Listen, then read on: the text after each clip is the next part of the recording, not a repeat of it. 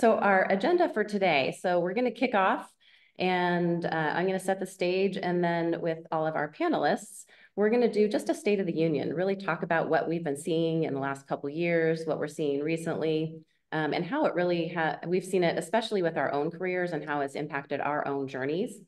And then we're going to transition into the most fun part, probably, is Naomi's going to be talking about how a job search is like dating. And this is the part where we want all of your interaction, and where that chat feature is going to be a lot of fun. So definitely please interact during that.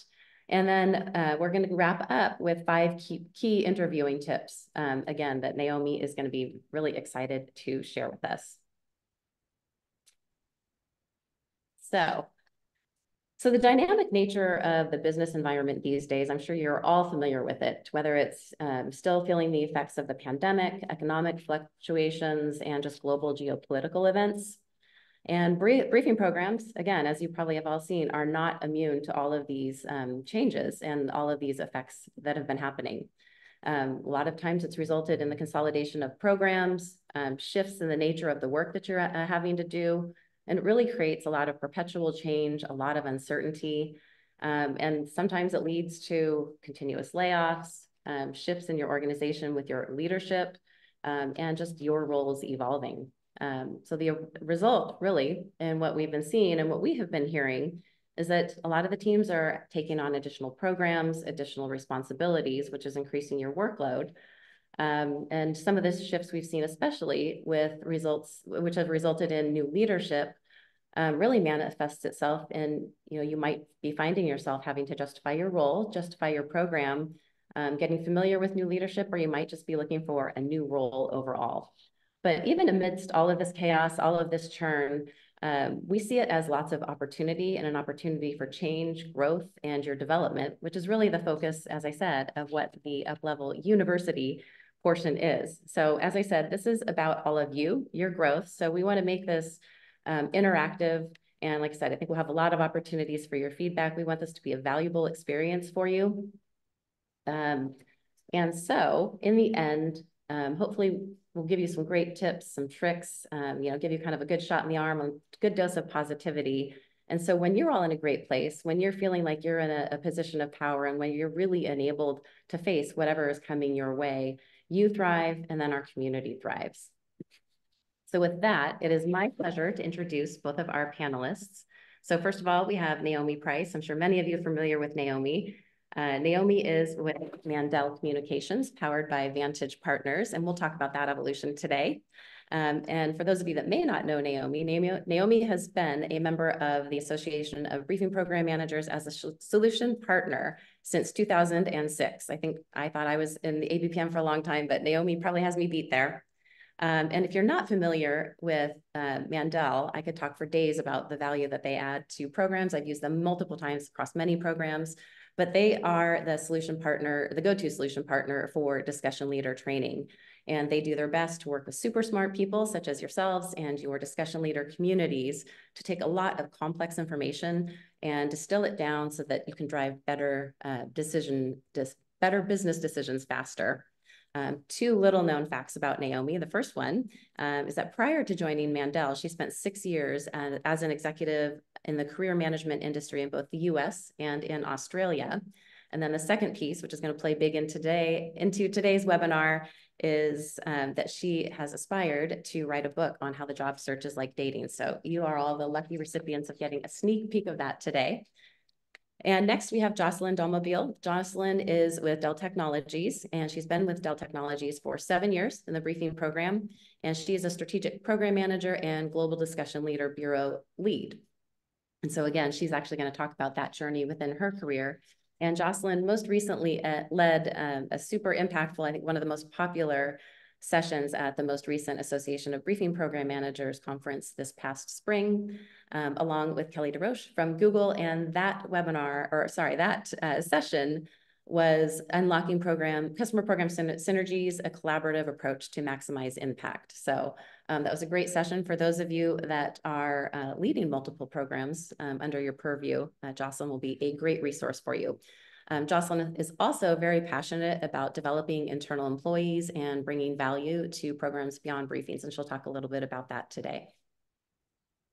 So with that, we are going to kick things off with our first poll.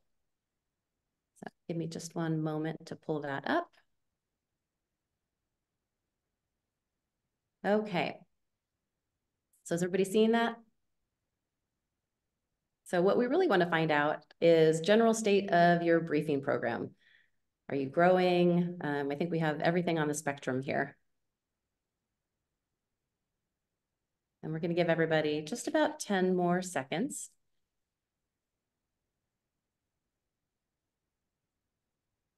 Numbers are still coming in. I'm actually really pleased to see, and I'll share this in a moment, a lot are in growth mode, or at least holding steady. Okay. All right. I'm going to share the results. Okay, so any surprises here? Actually, I think that's actually really positive to see that given all the change, majority of you are actually holding steady in your programs and growing, and then none contracting. That's actually good to see as well. So Naomi, Jocelyn, any thoughts on that? Only that those who are between programs might be between programs because their programs were contracting. I think that's the only interpretation that I can find with that. And darn, our chat isn't working. So we're, oh, wait, there's Bonnie. I can see Bonnie's chat. Okay, you can see that? Bonnie says she's seeing a lot of downsizing, actually. So, okay. Hi.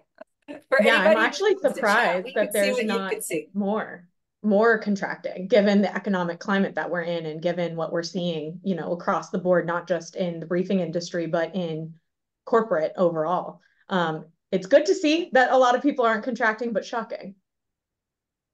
Agree. Well, and that is a wonderful transition, Jocelyn, to talking about, actually, I'm going to stop sharing for the moment, but to talking really about I'm just looking. I just want to give some feedback from the chat. Bonnie says, I read it as contracting, meaning obtaining contractors, not FTEs. So that's a different interpretation. Also, Amanda says that her program is being tasked to grow, but no additional headcount. So that is common as well. I think I've seen that as well. Yeah, we're definitely in an interesting time, and we're in an ever-evolving environment, the corporate environment as a whole, and, you know, not just briefing programs, but the industry, technology, and all programs. You know, we're in an interesting time with the current economic crisis, coming back from the pandemic and figuring out what that looks like in terms of, do people come to site? Are people working remotely? What does that look like? So there's a lot of churn and a lot of ambiguity and a lot of anxiety going on along in this industry right now.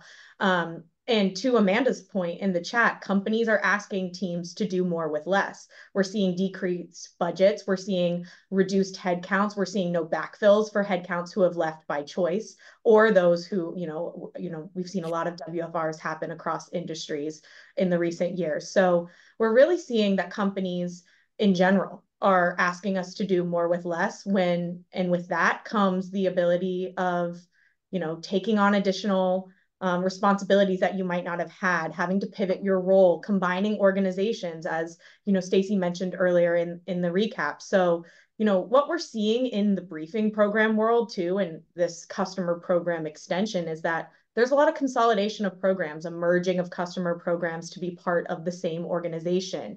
You know, a lot of customer programs have the same, you know, value prop. They want to interact with customers. They want to engage the business. They want to increase revenue, so on and so forth.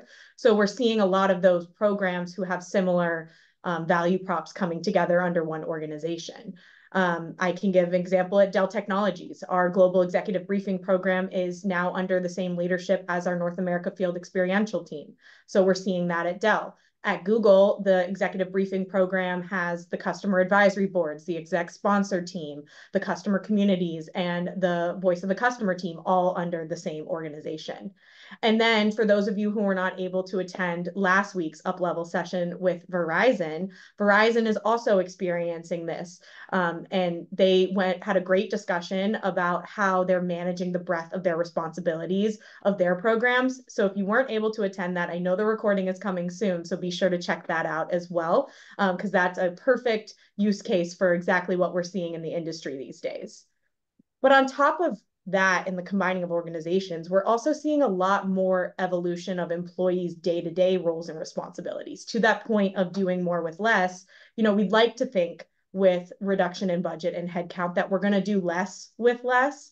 But let's be honest, that's not how it works in corporate environments. So we're going to be asked to take on more. We're going to be asked to shift our responsibilities around. And that just comes with the environment. And so how do we navigate that? And so, I'll tell you a little bit about my journey because I've definitely experienced that throughout my time. And hopefully, you guys can take some nuggets of inspiration or learnings from me. And so I can start by diving into, as Stacy mentioned, I've been at Dell for 7 years. 2 of those years I was in a marketing rotation program. So I changed jobs every year before landing in my full-time role at the executive briefing program. And so when I started at Dell and, coming out of college, I really had this notion that I wanted to be in social media digital marketing. That's what I wanted to do. You couldn't change my mind. And that is as far from what happened as I can imagine being. So it really goes to show you that those opportunities that are unplanned might be the ones that push you towards the most growth and make the most impact on your life. So, when I was in my second rotation, I got assigned to the executive briefing program. I knew nothing about executive briefing programs up until then. And I wasn't the most excited off the bat just because I was gung-ho for social media. So I was like, okay, this is going to be different, but we're going to go in it with an open mind. And boy, was I wrong that this was not what I wanted to do, because fast forward 5 years and here I am today. And I really do believe that it's in those opportunities, the ones that you might not be looking for, where the most growth happens. And that is entirely as to what happened with my career journey.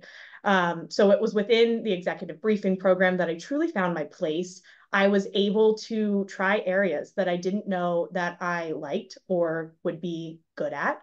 My manager likes to say that, I didn't want to be a reporting person, but I'm very good at it and I found I like it. So, it's in the things that you didn't think you would like that you try, that can be, the best thing that ever happened to you, and you find things out about yourself. Within the EVP too, to this day, to the point of evolution of employees' roles, my role has changed multiple times in my time alone in the executive briefing program. And I truly believe that it's the opportunities and saying yes to things that scare you, or saying yes to things that maybe you're not the most excited, and excited is not the right word, but like ready for, that can change you and help you overcome obstacles and push you to being a stronger professional. And so, for my career growth, opportunities led to where I am today. My marketing development program brought me to the EVP. That role led me to mentors like Bonnie Bryce and Kelly DeRoche, who really showed me what it's like to be a program manager and develop those skills of, building frameworks, looking at strategy, process automation, things like that, that I didn't have being focused on digital and social media marketing. And then those mentors became sponsors that helped me grow within the executive briefing program to every next level that I took. So over the course of the 5 years that I've been with the briefing program, I've been an entry-level project manager. I've been a program manager. I've been a strategic program manager, focusing more on the strategy and the forward thinking. And I've been a team lead to the global discussion leader bureau. So you can see, even in the same role, my scope has changed and evolved, and it's all due to taking advantage of the opportunities that are in front of you and saying yes to things that might not be the norm or what you thought you wanted for yourself, and exploring what you're good at, what you might not have known you're good at. And so, that's not to say that this wasn't without its challenges. I definitely had to quickly overcome a fast-paced briefing environment, I was somewhat of a perfectionist. So I would never want to show anyone anything until it was completely perfect. And that is just not going to fly in this industry. So I definitely had to learn to be comfortable with ambiguity, to move quickly and do multiple things at once. But once I was kind of thrown into that and put my feet to the fire, I was able to develop those program management skills, those strategic thinking skills, those framework building skills that I wouldn't have had the evolution of my career in the executive briefing program happened. So long story short, my takeaways from my career and my progression is that, say yes to the things that scare you. Don't have your mind closed to opportunities. I wouldn't have thought that this is where my career would be today, but I am so happy with the way it turned out. And, things happen for a reason. And then the second portion is related to kind of the career development piece, and that is emulate your peers. Everyone has peers, and everyone's peers do something better than them. That's just the nature of it. Everyone has their strong suit. So if you can tap into your network and tap into your peers and your colleagues who do something really well and learn 1% or 2% to better yourself from what they do, then that's going to help you continue to develop your career moving forward. And that's definitely what I've tried to do through my mentors and my peers, and what I hope to continue to do moving forward. That is fantastic. And actually, I was just reading some of the chat, which actually ties into a lot of your comments. So Pam Evans had said, taking on new roles, despite extra work and pressure, gives one opportunity to expand your career development and get more visibility within the company. And so I love what you said about you say yes. I wholeheartedly agree with that. I've done that quite often throughout my career. And I think, I can't remember, it's one of the long timers in ABPM. It might even be Pam, might have been Ellen Fiffner, but someone had said, you don't go to school to become a briefing professional. I don't think any of us, even many of us probably didn't even know that it existed. I know I certainly didn't. But when you enter into it, and we're all here, and obviously probably all love this chosen profession. And, I was very much the same. I was actually in the trade show side of the house and had no idea that this even existed. This tells you how long ago it was. I went to a job fair and found out about this role. And that was, way back 20 plus years at Veritas. And it's something I obviously loved, but after, a later stage of my career, maybe after doing this for so long, I know I love briefings. I love the community. I love working with sales teams, making an impact. But, where I was at in my last job, I'll talk a little bit about that. I was ready for something new. I just didn't know what it would be. So I said yes to a new opportunity. What had actually happened, we had a lot of churn in our company, and there were some changes at our executive level leadership. So our CEO's chief of staff actually went on to, run a different department. And so she said, I don't know how they say nominated. I forget what that term is, but essentially she said, are you looking for new challenges? I said, yes. So I ended up taking on a lot of, pretty much all of our CEO's customer engagements. And so that meant any customer meeting, anytime he was traveling, meeting with customers. It tied in just beautifully to the EBC and to our exec sponsor program. But again, I didn't know what I was signing up for, but I definitely said yes. I was ready. And it was definitely a big challenge. I realized probably for me, that wasn't 100% a fit. So really, the other thing that you said, Jocelyn, is, connect with your peers and ask for help. It's something I'm not very good at, but I got to that point. I thought, I don't know exactly what I want to do next. So I ended up working with a career coach, and we really brought it down to the basics because I was trying to remember what it is I love, what I was good at. And that was just helpful for me at that point where I was in my career to figure out, what am I good at? We went down to the basics. Any job that I'd had for a year in my whole entire life, including babysitting, each one of those jobs has transferable skills. And then we brought it back, to figure out, okay, I'm a builder. I enjoy building programs. I enjoy building centers. And so that really helped me stay clear for what it was I was looking for. So I think that's the big piece, is just looking for help in your peers, in your network, within your own company. I think everybody loves to be asked for help. And I think people love mentoring, especially in this community. I mean, even on this call, at any of the ABPMs, I think that's one of the things that we love, is that networking component. So the other thing I would say is I totally agree with being okay with ambiguity, or more comfortable, maybe not okay, but comfortable with that.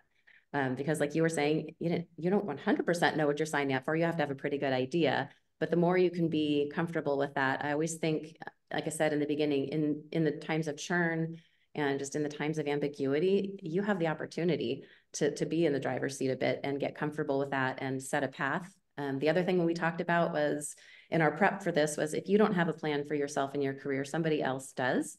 So I always said a lot of times I really believe in career development. So as I've had teams, I can't tell you how many times I've said, okay, great, let's figure out, what your path is going to be. And, what do you want to do? And so many times it was, I don't know. So it benefits yourself, I think, to have at least an idea. It doesn't have to be perfect. It doesn't have to be clearly mapped out, but you need an idea. And especially as there's churn, people can know, all right, this is what Jocelyn's good at. This is what she's known for. Much like you said, maybe you don't like those reporting and metrics, but you are good at it. So having those strengths, knowing that other people know those strengths is key. And you had a comment. It's like, I feel like one of the big things, and I know, I've heard this throughout my career so many times, but like you are in the driver's seat of your career. You have to take it on yourself and own your own career and push yourself. And whether that be figuring out what you're good at and what you like and what you get back to the basics, like you said, Stacy, or whether it's, looking to see what's next. And it doesn't have to be a new job. It doesn't have to be a new role. It could be, do I want to get a professional certification? Do I want to get my master's? Do I want to get something, some kind of education or training, or it can be as simple as a Mandel training to get better at professional speaking, things like that. But what is going to help you get to that, be 1% better or get to your next goal? Because it is, all of our individual responsibilities to own that portion of your career. I like what you said, that 1% better. I'm going to guess there's probably a lot of recovering perfectionists here. We all think I'm going to do, 50% better, and you're only going to be probably, set up for disappointment. Maybe not, but yeah, I think having realistic goals in terms of what your development could be, what your next role might be, and how you go about that, and prepping for that. Okay, so Naomi, you also were not immune to career changes, and I would love for you to share just a little bit about your journey from Mandel to Mandel powered by Vantage Partners. Yeah, I'm actually going to start with how I wound up at Mandel, because just inspired by what you all just described of have an open mind. I had gotten a call from a headhunter, and right before I tell you that story, I had literally that day put the Post-it note on the bulletin board that said, I desperately need to take a presentation skills workshop. It just said, take presentation skills training, because I had sold sales training for 8 years of my career. I felt really good about my sales process up into the point where I had to give the decision maker something to say yes or no to. And I found that I was creating my own obstacles to making the presentations, which were the key part of getting something sold. So I'd had a really, actually kind of a traumatic getting ready for a presentation where I was up all night and I was like, how am I going to speed read this 180-page PowerPoint deck that I got from marketing? And I'm culling things out, trying to make it look like I listened. And I got a call from a headhunter after sticking the thing on the Post-it note on the wall. And he said, I have the perfect job for you. And I said, oh, thank you. No, thank you. I'm not looking. And he said, first step is to fly you to San Francisco. And I said, wait, what? Already in my own agenda. My best friend lives in San Francisco. And he said, and put you through a 2-day presentation skills workshop. And I said, this is impossible. I'm so powerful. Hello, universe. I just literally put it on the bulletin board. They said, if you promise you won't be mad at me if I don't take the job, I do want to take the workshop. And kind of winding the thing forward to job searches like dating, it doesn't hurt to let somebody tell you you're pretty. It doesn't hurt to go out to lunch once in a while and just find out what your street value is. You don't necessarily have to have bad intentions. And also a job is a relationship. It's not a marriage. And this conversation that we're having here, we are not homewreckers, Bonnie. We don't want any of your Dell people going anywhere else, but we want them thinking about how they can grow and contribute to Dell and be considering what's possible in the organization to support the agenda, the mission that makes this successful. So anyway, 17 years later, so I took the workshop. I became like the guy from the Hair Club for Men commercial who's bald and gets the hair plugs. And then now he's the CEO of the company because he just loves it so much and he's so evangelical. I worked for Mandel for 17 years. The founder and the owner, who were 50-50 partners, decided relatively abruptly in 2022 to retire. The first thing that I did was say, okay, finally I get my time to write my book. Second thing I did was call my biggest customer that had 86 workshops scheduled to start the week after our last workshop. It was a very difficult conversation. What's beautiful about the relationship that we had was the first thing they said was, are you okay? And the second thing they said was, how about this trainer? How about that trainer? How about this logistics person? How about this solution design person? And then they said, what are we going to do? And I said, you're the first call I made. I'm still kind of in panic mode myself. They hung up the phone and called Vantage Partners. And I had worked alongside Vantage Partners. Do you want to show the Bridges model, Stacy? Absolutely. Let me. I'm gonna pause and then finish my story on Vantage Partners. But if you're familiar with the Bridges model, it's very similar to Elizabeth Kubler-Ross's Death and Dying of on the left-hand side. This is your left, right? Left-hand side, looking in a mirror. On the left-hand side, it's the shocked and angry and denial and fear and sad, the endings. And in the middle, it's chaos. And in the right-hand side, it's new beginnings. I knew this model from when I was in the career management industry, and I was assessing myself. And I said, I'm not mad. I'm not scared. I'm not sad. I'm going to write my book. It's time. It's fine. And my husband, I will say, he was like, I've got your back. He was all of those things. But I was also saying to myself, maybe, I don't know, because I did know that was on the chart.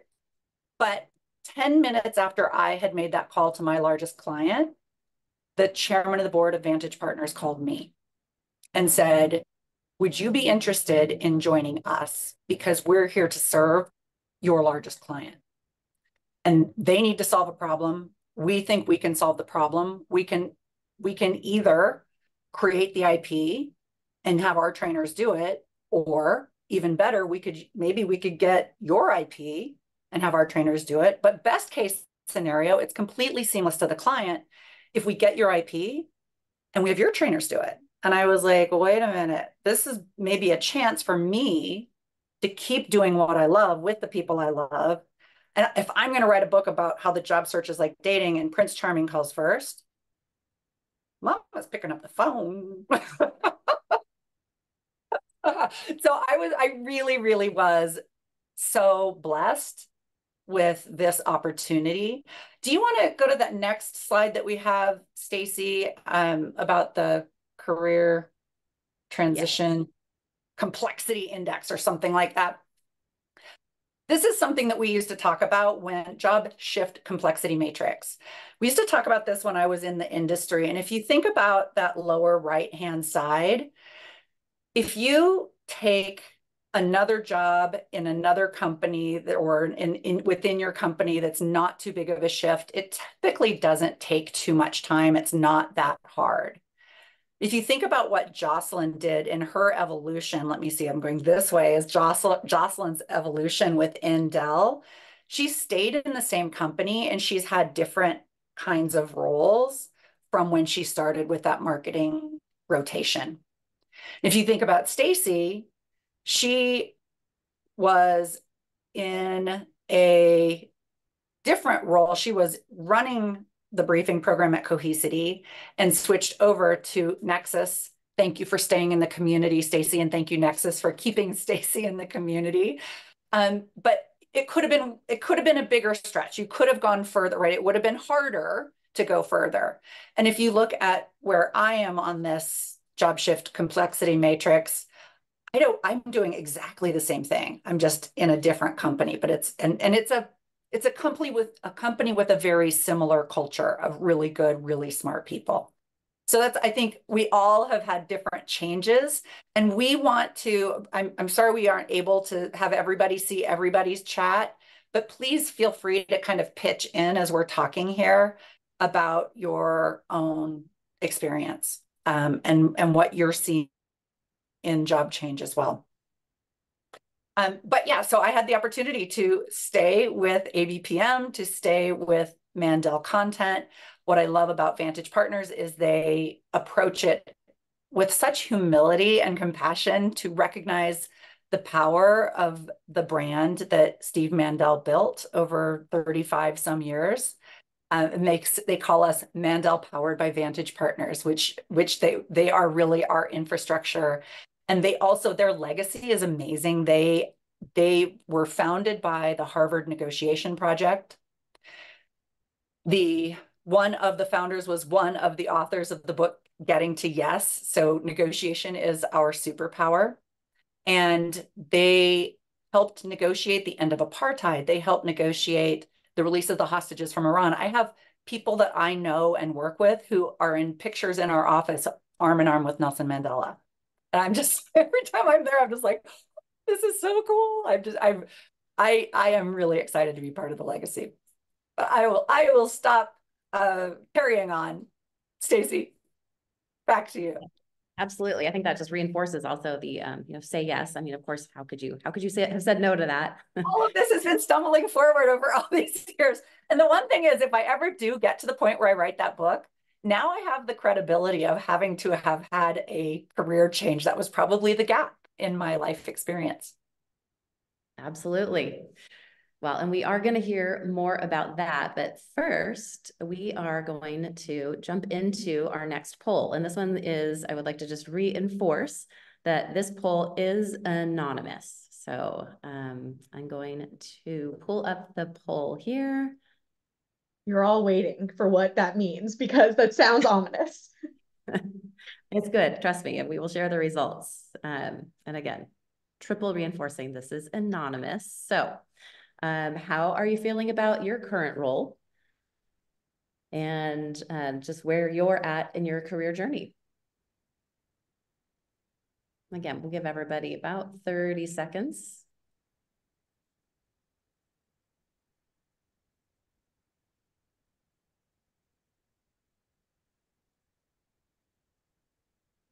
While we're waiting for that poll, I see that Jackie Coca had asked, I would love to get any feedback or guidance on beefing up our reporting skills in the realm of executive briefings, especially from someone who didn't think that would be a strong area for them. I'm looking to really strengthen those skills as much as possible. So Jocelyn, we'll make sure that we are. Oh, she was at Zscaler a year before completely moving to a new role in the executive briefing program. Yeah, I would love to talk to you, Jackie, about the reporting skills and the data analytics that I didn't think I would like, that I like and now am in deeply. It's my day to day, a lot of times. Okay. And then Stacey, I don't think we're seeing the poll. Looking right. It looks like for some reason it did not launch. Give me just 1 minute to see if I can troubleshoot this one, because this will be a good one. And I would ask everybody to put their answers in chat, but then it would not be anonymous. Right. We triple reinforced that, so we're not doing. We did. Okay. Yeah, like I said, for some reason it is not launching, but it says it's launched, but for whatever reason, not showing. Let me try something else here.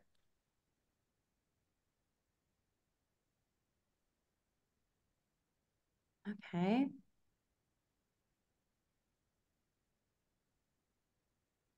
I don't think it's going to launch. Well, I think we should not worry about it. But what we will share amongst ourselves, the questions are super fun and cute. No way I would ever leave unassisted, asking for a friend with cute eye rolls, actively searching for greener pastures or at least a different pasture. And lastly, all of the above, because it sometimes depends on the day. But we were really looking to see. So what you can know about us is that whoever you are, because you are ABPM community, the three of us and all of us, all of ABPM are on your team. And you know that you have people like Stacey said, sometimes you just have to ask for help. We are people that you can ask for help. There are people out there that care about you and your needs in your career, and internally and externally. Okay, so Naomi, as I had mentioned, I've heard you say many times, let's talk about that book that you're going to write, how the job search is like dating. And I will go back and share my screen again. I feel like you really need to write this book now, Naomi. I feel like you're not going to be able to escape it now. You're telling people about it. It's going to have to happen. I'm gonna put it out to the universe that Hey, it worked she'll last time. provide. She'll provide. So just these are, these are quick and fun and meant to be that way. And for anybody who would like to help me group think these, I love, love, love any ideas that you have, and I will give you credit in the book one day. One of my favorites when I'm quipping and just giving people insights to the direction that I'm going is desperation is transparent. And it is not attractive, right? So if you're if you're like, have a baby before I'm 30 or else, right? It's really tricky when you're on that first date to be seen as a candidate for, unless that person is also on that mindset. And when you are desperately looking for a job, it shows. So just have fun. Just look at the job search like being on a date where you're learning about someone else, where you are there to connect, to make a friend, to get a free lunch, whatever, whatever it is. But just enjoy it. Don't try too hard to be anything that you are not. The second one, and I think it's super, super, super important, is time travels differently for the one who's in control. And by that, I mean, hey, I'll call you next week, right? Dating or job search. And if you've ever seen the movie Swingers, where the guy gets super obsessed and he leaves voicemail message after voicemail message after voicemail message on the old school answering machine, and he's like, maybe you didn't get this message, or maybe I'm calling the wrong number, or maybe he's making all of these excuses for her. And by the time she gets home and checks the answering machine, it's loaded with psychobabble. So it is entirely possible that I said, I will talk to you next week, and 3 weeks went by in a blink of an eye, and my to-do list has gotten so large and it's gotten outside the screen. Just follow up kind of the same way you did the first week, and just say, touching base. It's the end of the month. Looking forward to our next conversation. Don't be a psycho. being desperate is not attractive. And that kind of goes back to the owning your own. Go ahead. I was going to say that kind of goes back to the owning your own career thing too. Like if if someone else is in the driver's seat, but it's been a couple of weeks and you are really interested in that, then follow up. There's not a harm in following up. I mean, don't be the annoying person going over and over again, but 1 or 2 follow-ups is not going to kill you. Yes, and I see we have a couple of chats that have popped up. Let's take a look at those. We do. Jackie had said, come with your needs versus wants in your future partner, which that is a good one. Pam Evans, who wrote a book, I wish we could think, Pam wrote a book on being married more than once. And she says, vet your partner means vet the company that you are considering before you say yes. Love that. So is really true. Curiosity is attractive. And when I get into some of the tips that I have for interviewing, there are a couple of spots where I will suggest using the words, I'm curious. And I also like the words, we talk about transferable skills as kind of one of the things we used to talk about in the industry. I really like the word portable skills. Somehow there's just something a little bit more attractive about that. But curiosity, opening with an interest in others, is always going to be helpful. And it's good on a date too.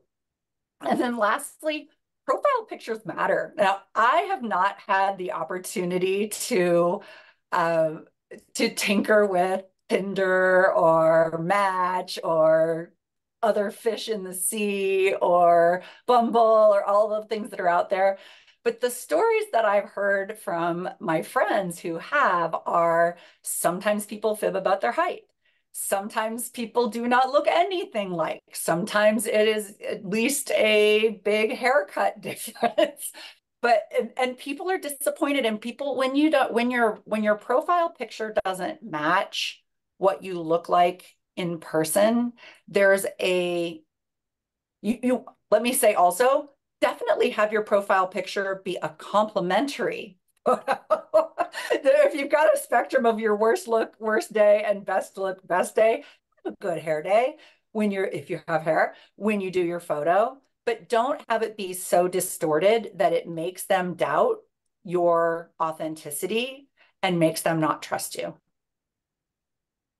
So those are just a few tips. Any other tips that you all would like to add from dating days? While we're waiting and folks are populating the chat, the one thing you just touched on was authenticity. I think in this very challenging interview climate, I think everybody, we probably all hear stories about being ghosted, which can translate to both sides, or the professional or that dating world, but also being authentic. It's probably very tempting when you see that role that's just perfect for you, except maybe there's those 2 or 3 things that you haven't done to over embellish, but that's probably not going to end well. But, you know, I've heard people say, should I just add it even if I, you know, had exposure to it, but I didn't really do this?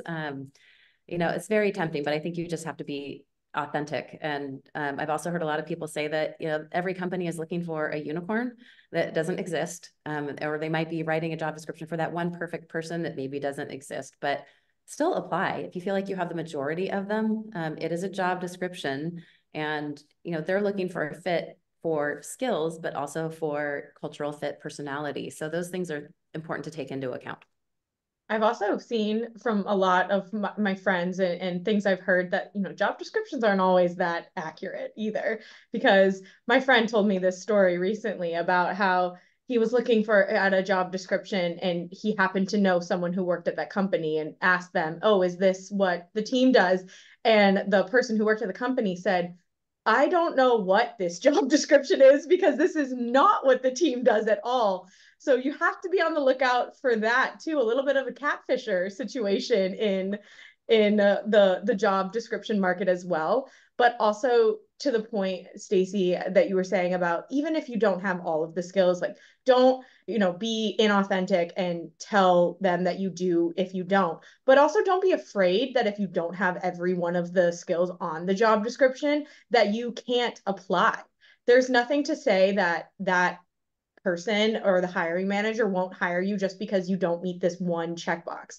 And I feel like this is a very epidemic in our culture, especially with the imposter syndrome, that people will see a job description and not go for it because there's one thing that doesn't meet their criteria. And so, you know, as we continue to move forward, we need to get out of that mindset of this is 100% the truth. If you are a good match for that company, it cannot hurt having a conversation if you feel like you would do that job well. 100%. Looking back at the book Lean in Sheryl Sandberg, she talks about how you know, there are 10 things that they're looking for in this person that fits the job. And I hesitate to be gender specific, but perhaps a woman might say, oh, I only have 8. And perhaps a gentleman might say, sweet, I got 8. That's 80%. That's a B, right? So we want to make sure that we don't take ourselves out of the running. You don't have to, again, don't mischaracterize yourself, but recognize that your superpowers are your strengths, and that's what they're looking for. And Jackie had a good comment in the chat about don't be scared to apply if you only meet 50% of the requirements. Don't lie, but remember skills transfer in more than one way. So true. And David Sandall, thank you for crediting Sid Van Wyck with looking for a 5-legged sheep. I had not heard that one before. That is a good one as well. Okay, well, if you come up with more, we would love to hear them. This is fun, but let's move on to those 5 key interview tips. Naomi. So for any of you who are actively interviewing or who might have opportunities to grow within your briefing programs, I do have, these are the 5 interviewing tips that I give anybody that I coach in career management. My youngest brother is 20 years younger than me, and he said, Noam, since you gave me my 5 tips, I am undefeated at interviewing. He has not interviewed for a job that he hasn't been offered since I coached him through this. So I'll go through these. I think we've got, oh gosh, we've got just barely even 10 minutes. So I'll go through them fairly quickly. Ask the first question. There's a moment when you are interviewing, whether it's in person or virtually, where you shift from rapport building to they pull the chain on the naked light bulb and they give it a tap and it starts to swing slowly over your head and the interrogation begins. And the question that they ask you is, tell me about yourself. And for some strange reason, that can get awkward. For some of us have a tendency to talk too much or ramble or we're not prepared for that question. There's a really, really, really masterful way of changing the interview experience by asking the first question. You know, when they tap the paper on the table and they're about to reach for the light bulb, what you do is you say, what are you looking for? Paint me a picture of the perfect person for this role. What do you need? Why are you looking? Start asking those questions because it immediately changes the experience of the interview for both you and the interviewer to a dialogue rather than an interrogation where you're answering the question and then saying, how did I do? Did I get it right? Because you are curious about what they need. And the backstory on that comes from going snowboarding with a woman who was dating my brother over 20 years ago. The 2 of us got on the chairlift and there was a single that jumped on the chairlift too. He was so handsome and I am so extroverted and I was completely frozen. He was that handsome. Malia leans across and says, what's the worst date you ever went on? And the guy regaled us with a funny story, snowboarded with us for the rest of the day, bought us dinner at the most expensive restaurant in Vail that evening, and went his way and we went ours. And as we were driving back down the mountain, I said to Malia, where did that come from? What a great question. And she said, I ask it on every date I go on because it teaches me what to do and what not to do. Too much red lipstick, hair was straight the first 3 dates, then it showed up curly. Whatever it is that person doesn't like, just don't do that. But also what they're looking for in the role is what you can shape your storyline of tell me about yourself to map to what it is that they're trying to accomplish. And sometimes they'll say, did you have any trouble parking? Tell me about yourself before they reach for the line. But what you do is you just say, happy to. And before we go there, could we just take a little time out to let me learn a little bit more about this role and what you're looking for and what you need and why, because sometimes that can be the only question that's asked in the whole entire interview. And that is the power of curiosity. Jackie just had a question as well. Real quick before you move on. She said, come with questions for them. I totally agree with that. I do always have questions. Show them that you're thinking strategically. I think that also reinforces you're curious about their company and that you're open-minded, shows you're collaborative, which no matter the role always is valuable. You can have the skills, but if you're crappy to work with, that's a hard hire to justify. And I think that also speaks to the cultural fit. That's equally as important, I think, as the skills. For sure. Thank you, Jack. Pseudo move the toughest question. So this one is if you're asked a question that you're just like, I don't know. Tell me about a time when you worked with somebody you didn't like. That's never happened to me. I've only worked for Mandel Communications and Vantage Partners. Everybody is fabulous. Or, you know, let me tell you what I did to that person that I didn't like very much. They're looking kind of for something else, or they're just asking a question because it's on their checklist. One of the things that you can do, and you can't overuse this response, but you can use it at least once. Keep it in your pocket. Don't use it before you need it. If you're asked a question, if you could be any animal, what would you be and why? You can pause. We like the power of the pause at Mandel Communications. Definitely look like you're considering the question and then say, I'm curious, why do you ask? Feels very provocative. It feels very edgy. It feels very dangerous, but you're going to learn something by asking it. And sometimes it's, I got a list of 15 questions. I'm supposed to ask 10, skip it. And didn't have to answer it. Or we work for somebody we don't like very much. So let's unpack that. How do you handle it? You know, honestly, Jocelyn works for Bonnie. It never happened to her, right? Everybody loves their job at Dell. So how might you handle it in a different scenario? Trust your gut is if you're starting to answer a question and then you think to yourself, oh, rats, there's a way better answer. And you've got a foot on the boat and a foot on the dock, and they're starting to get a little bit further apart. They're not tied up and it's starting to get awkward. And you know somebody's going in the drink. Pause. Take a note to yourself of kind of the second idea. Keep that for later. Finish strong on where your gut said to go with the first answer to the question. And then later, when the person says, what questions do you have? You can say, you know, there was a time earlier where I had a foot on the boat, foot on the dock, and that made me curious. I would love to ask you, let's dig into that a little bit more, perhaps story with you. That's always better than, hey, can I take the month of June off because I've got a wedding in Hawaii? Right? You don't ask those questions before you've got the job offer. Don't ask that too soon. That's negotiating before it's time.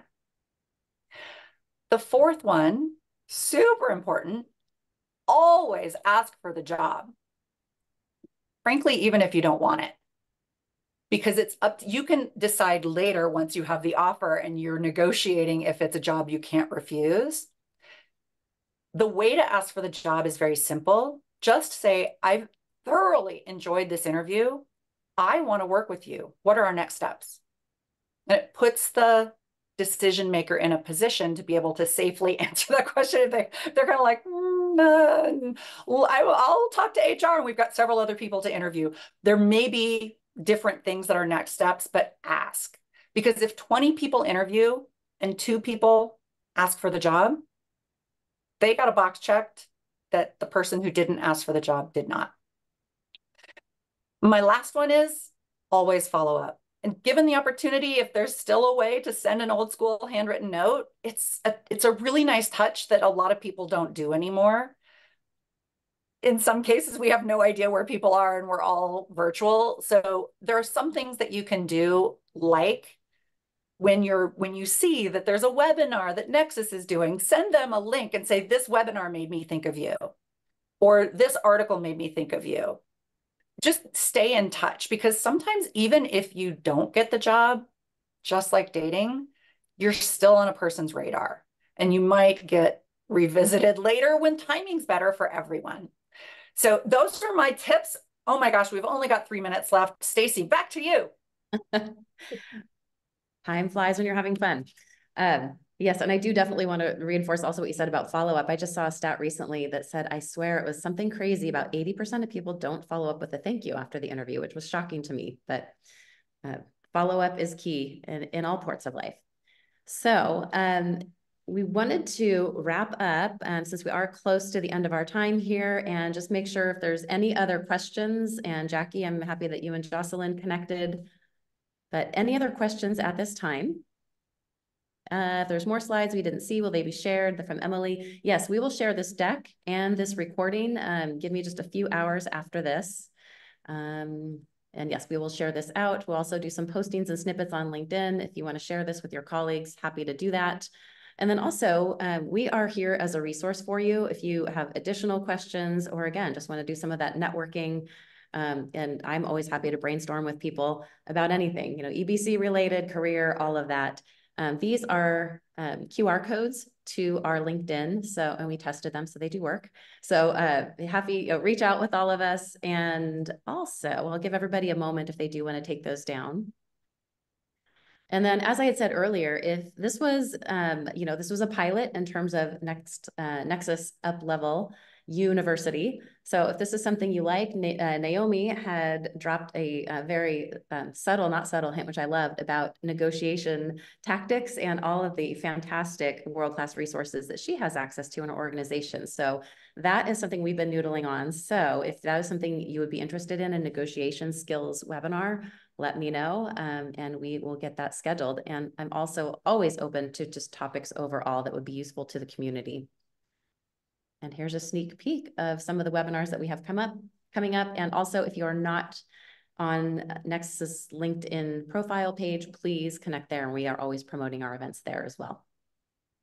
So if there are no more questions, thank you everybody for your time. Thank you, Naomi and Jocelyn, and everybody have a great day.